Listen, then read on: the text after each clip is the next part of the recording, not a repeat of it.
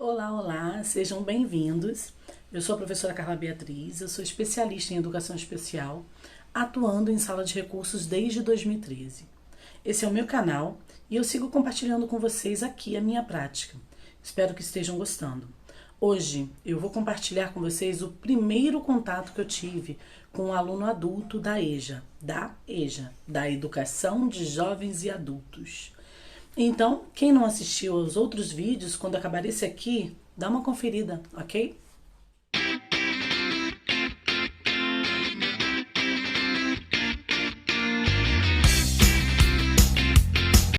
Bem, então vamos lá. Na época, ele tinha 22 anos e, segundo o laudo médico, deficiência intelectual e síndrome de Down. Gostaria de fazer uma observação, que quando eu falo da deficiência de algum aluno que eu atendi, eu não estou falando algo que eu acho. Eu falo exatamente como está escrito no laudo médico, feito por um profissional da saúde, um médico. Esse meu aluno, ele foi atendido por mim durante 2 anos e foi uma experiência muito bacana. Muito embora não tenha sido um aluno muito frequente nos atendimentos, né? E essa questão acaba às vezes sendo até uma realidade da sala de recursos. Com relação à minha prática, eu geralmente não faço um planejamento sistemático. Isso é um hábito, né? É algo que eu utilizo. Eu não faço esse planejamento sistemático para o meu primeiro atendimento, tá? Mas eu sempre tenho uma música e uma boa história para contar, caso seja preciso. Eu deixo esse primeiro momento, sempre, praticamente, para quebrar o gelo, descobrir gostos e interesses dos alunos a partir do diálogo, de desenho, etc. Para a partir daí, eu começar a fazer o planejamento em si, que deve contemplar as necessidades específicas de cada aluno. Então, eu não tenho como fazer um planejamento sistemático prévio se eu não conheço esse aluno. Algumas vezes, mesmo assim, mesmo eu conhecendo esse aluno e planejando, algumas vezes acaba sendo necessário rever esse planejamento e isso não é um problema, então, eu já havia ouvido falar do aluno. Na maioria das vezes eu não gosto de falar previamente antes de conhecer. Gosto de tirar minhas conclusões sem interferência externa. Esse é o meu perfil. Cada um tem o seu jeito, né? Como eu estou descrevendo a minha prática, acho importante eu falar isso. Mas se eu pudesse dar um conselho, eu diria: experimentem fazer isso também. Experimentem quando alguém falar assim: aquele aluno que você vai atender, então, desculpa, não me fala nada não. Eu gostaria de conhecer primeiro.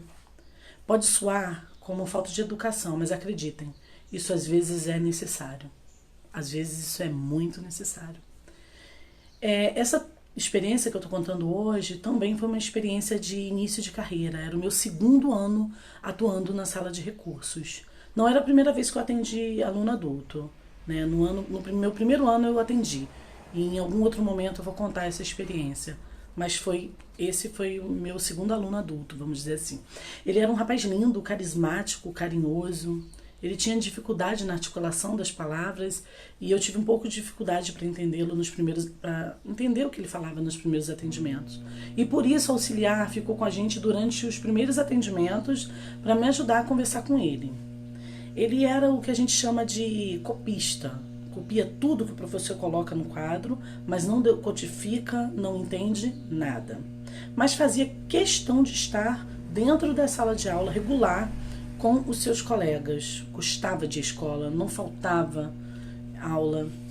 Então eu quero compartilhar com vocês o primeiro dia que eu tive contato com ele, que foi mais ou menos assim. Eu chamei a auxiliar dele e ele, na hora de um intervalo, para ele conhecer melhor a sala e também para que eu pudesse conhecê-lo. Chegamos na frente da porta da sala de recursos e eu estava fazendo uma anotação no caderno e falei assim para ele: meu querido, abra a porta e pode entrar na frente. E ele disse, do jeito dele: não consigo. A auxiliar foi abrir a porta para ele e eu disse: não, quem vai abrir é ele. E ela disse: ele não consegue. E eu perguntei: por quê? Tem gente sem mãos que abrem portas, você sabia? Ele tem as duas mãos e não consegue, por quê? Aí ele disse: mamãe não deixa, mamãe não deixa. Eu preciso lembrar que o aluno tinha, na época, 22 anos. Então eu percebi ali que eu teria que trabalhar com ele a questão da autonomia em meu planejamento no futuro. Já começou a me abrir os olhos aquele momento para que eu pudesse planejar o futuro. E nesse dia eu fui bem firme com ele. Eu disse: eu consigo abrir. Tem criança desse tamanho aqui, ó, desse tamanho aqui, ó, que abre. Então você consegue abrir também. E ele fez uma cara de quem pensava: consigo não. E eu falei novamente: um rapaz forte desse. Aí eu coloquei a mão no braço dele assim, ó, perguntando: você acha que forte desse jeito você não consegue abrir uma portinha? E ele abriu, ele riu bastante e abriu a porta. Muito educado, extremamente bem cuidado, só boas lembranças. Toda vez que lembro, lembro com muito carinho. E depois que nós entramos, eu senti, continuei sentindo, né, que essa falta de autonomia continuava. Quando eu vi que a auxiliar dele puxou a cadeira para que ele pudesse se sentar, perguntou se ele queria um livro da estante e foi pegando para ele e deixando na mão dele. E eu fui deixando as coisas acontecerem enquanto conversava com ele, perguntava algumas coisas, né? Novamente, qual o seu nome completo, quantos anos você tem. Foram só 20 minutos, mas nesse dia já foi suficiente para que eu pudesse determinar os meus próximos passos, que foram conversar com o auxiliar sobre as coisas que eu observei e o que seria bom para o aluno e o que eu iria trabalhar com ele nos próximos atendimentos, quais eram os meus objetivos, que ela teria que estar comigo nesse trabalho, que eu não teria como eu fazer esse trabalho sozinha. E eu tive também que marcar na agenda uma conversa com a mãe para falar com ela sobre essa autonomia dele, que também deveria se estender à casa dele, na casa dele. Ele deveria ter essa autonomia em todos os ambientes em que ele tivesse, porque não adiantaria meu trabalho ficar solitário. Que eu precisava que ela me ajudasse com essa questão. E eu precisava também mostrar a ela que essa autonomia era importante para ele, para a vida dele, para o futuro dele. Essa conversa aconteceu, foi muito boa. E é tão bom quando a gente consegue assim, uma parceria, né? Mães, elas são as pessoas que criam os nossos alunos, né? São geralmente pessoas maravilhosas, mulheres maravilhas, mas elas também precisam de ajuda às vezes. Precisam de ajuda para enfrentarem, para entenderem, para vencerem seus medos e irem à luta, porque elas têm capacidade, mas às vezes elas precisam que a gente tenha esse momento com elas. No segundo ano de atendimento ao aluno, a esse aluno, ele já não ia à escola acompanhado, ele ia a pé e sozinho. A escola não era tão longe assim, mas isso me deixou muito feliz e eu gosto muito de acreditar que eu posso ter contribuído de alguma forma para isso. Então, eu penso que o nosso trabalho é de levar grãos de areia para a praia. Sempre penso no nosso trabalho assim. Muitas vezes os resultados são invisíveis para algumas pessoas, mas a praia não seria praia sem areia, não é verdade?